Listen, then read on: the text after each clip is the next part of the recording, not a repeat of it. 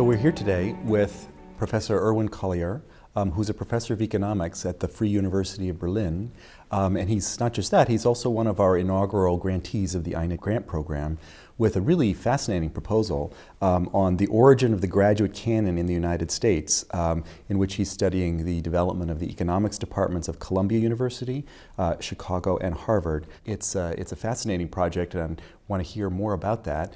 Bud, if I may call you Bud? Sure. You're really looking at two sorts of issues, okay, you say in your proposal. One is sort of how did it come to be that the graduate canon got so homogeneous, the same everywhere? And how are you studying that?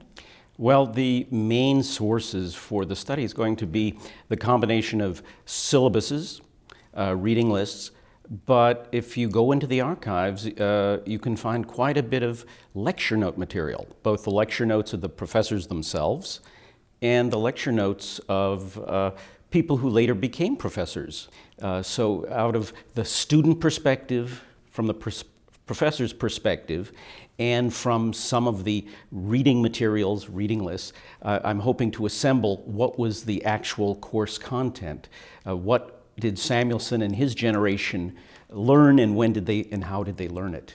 That's what I'm hoping to establish. Mm-hmm. Well, now you say this is a little bit of a different question than the first one. What did they learn, and how did they learn it? Because one of your points is that by, I guess, 1991, you quote someone that basically everyone is learning a particular, rather narrow, rather technical kind of canon, but the people who developed this canon had a quite different learning experience, you're telling us. No, that's absolutely true. Yeah. And that's part of finding out. It's sort of paradoxical. Maybe it is, maybe it's not. It was a broader sort of exposure. The courses in economic history in the curriculum. The history of economic thought is everywhere to be seen. Every professor seems to be putting in a bit of the timeline in the chronology of the history of economic thought in their courses. And the basic point is, of course, it's so obvious. Economists aren't born, they're made. Where are they made? They're made in graduate schools. And graduate schools haven't always been the way they are now. One sees that reality and can hardly imagine that graduate schools ever look different. And now when we look that far back in history, which is really not that far back, there are very few living witnesses. We really do have to go into the historical record. And then you want to know, where did they learn that from their teachers? And you think it's the undergraduate exposure? I think today the liberal arts training, this is not part of the project, but I do believe a fundamental background in philosophy, politics, history is very important for getting us to that level where we ask interesting questions, so that when we use our tools, we're not just pursuing a fake bunny rabbit on a greyhound track, but the hounds are chasing a genuine hare. And I think to know the difference between the artificial game and the substantive game of scholarship and science, it requires having a sense of what's important. Where do these values come from? And I think it comes from a broader training. Now, this archival project, have you gone into archives before? This is not something economists typically do, except economic historians. I've never but that's been not your background. It's not my background. I actually was visiting my sister who lives in North Carolina, and I thought, oh, the Economist paper project at Duke University is around the corner. I'll drive up there and spend a couple of days seeing what's there at all. And so tell me about that. That sounds like that was a formative moment. That was one of those moments where you get the aha. And the great economist Don Patinkin was really a pack rat. And you can go through his undergraduate lecture notes, you go through his graduate school lecture notes, and you have this feeling you were there when Don Patinkin was taking lectures from people like Frank Knight. And this is at the University of Chicago. At the University of Chicago. Mm-hmm. What I also then looked up, I saw the papers of Wolfgang Stolper. And there I saw an item Samuelson. And there, in a very nice folder, bound, were lecture notes, Paul Samuelson's Mathematics for Economists. I later wrote Professor Samuelson, who was one of my teachers when I was a graduate student, and asked him about the course. It was a very small number of people, sort of like pickup basketball, where he was trying to teach his fellow classmates the mathematics that one would need to understand foundations of economic analysis. Very clean, easy to follow notes. Now, of course, you look at that, there's nothing in that that you wouldn't find in a good book on mathematics for economists. But here, the archival record really gives you the sense of what didn't fellow students, other graduate students, were relying on Paul Samuelson to bring them forward. Where does this project come from in your life more generally? I mean, there was that aha moment, but you had to have been prepared for that aha moment, right? Right. Okay. We really then have to go back to Yale in the early 1970s when I was an undergraduate. I was working for the chairman of the department as what was called a bursary boy. And I told him, Merton Peck, an industrial organization economist, that I thought it was important to have a course in history of economic thought. Yale was not offering such a course. And you were an undergraduate. I was an undergraduate. And you told the chairman that you... Yeah, and Peck said, well, why don't you phone Willie Fellner?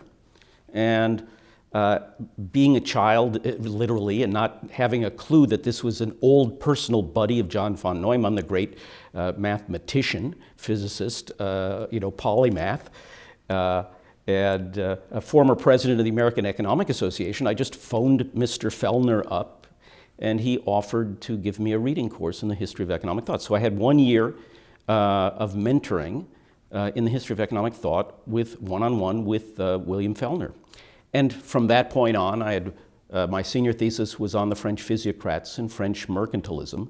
So actually, I was in a scientific library reading obscure physiocrat texts that had been published.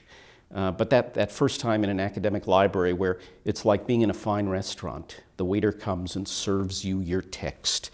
And there is a whole etiquette about only working with pencils. That was also a bit of a formative experience about this is what Jacob Viner in a famous essay describes about the scholarship, the importance of the word and working with of sentences, words. So it sounds like, this is a return to your childhood, this new project. It's sort of 30 years ago and you're going into the archives again and working with pencil again and that same ritualistic experience. There certainly is going back to the roots, but it's also history of economic thought is not really a field where there's a huge demand within an academic career for that. And so this was a course that I would offer regularly, but it was always sort of in the back of the portfolio of teaching. So you taught history of thought, you're saying? I've taught history of thought very regularly. My style is to have 15 cases, if you will, through the semester, each week a different economist, but the emphasis is original text. The students have to get a taste of the flavor of the original economists. But you went on and you did your PhD at MIT on the comparison of East and West Germany when they were still separate, and you became this was more sort of standard economics, not history of ideas. It was absolutely standard economics. I'm trained, and I'm quite proud to be a card-carrying journeyman economist. Applied microeconomics was the way I got my degree, and eventually earned tenure at the University of Houston, trying to figure out how you tweak the standard theory of index numbers to take into account that more than a budget constraint is involved when we talk about a centrally planned economy, that the consumers have a variety of microeconomic constraints, and how do you handle that?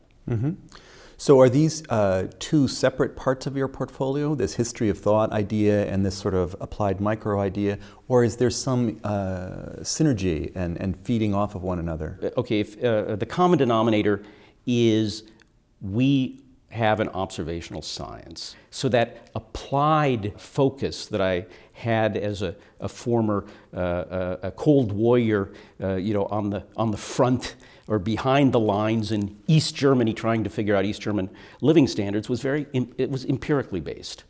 And so I carry that philosophy of doing economics into my examination of the history of economic thought.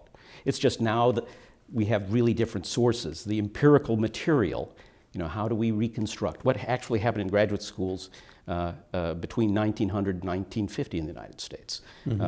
We have to, it's not statistics, but it's scholarship, and it's document-based. Were the kind of questions you asked about in Eastern Germany, when you were doing this study, or in the rest of your 30 years, this background in the history of thought, or in the physiocrats, or something like this, does this feed into the research questions that you asked? I think what it does is it gives you a humility. You realize how many dead ends are out there, and how many things that very smart people absolutely believed, and what turned out to be either special cases or dead wrong. And I think that bit of humility, it's not a nihilistic sort of, it's all wrong, and it's a fruitless search for truth, but that it's a hard search. It's really hard work, but it's great work if you can get it. Mm-hmm. Being an economist. Well, let me welcome you now, on recipient of this grant, to our stable of INET economists. I'm glad to be and we're really happy to have you. Thank you very much.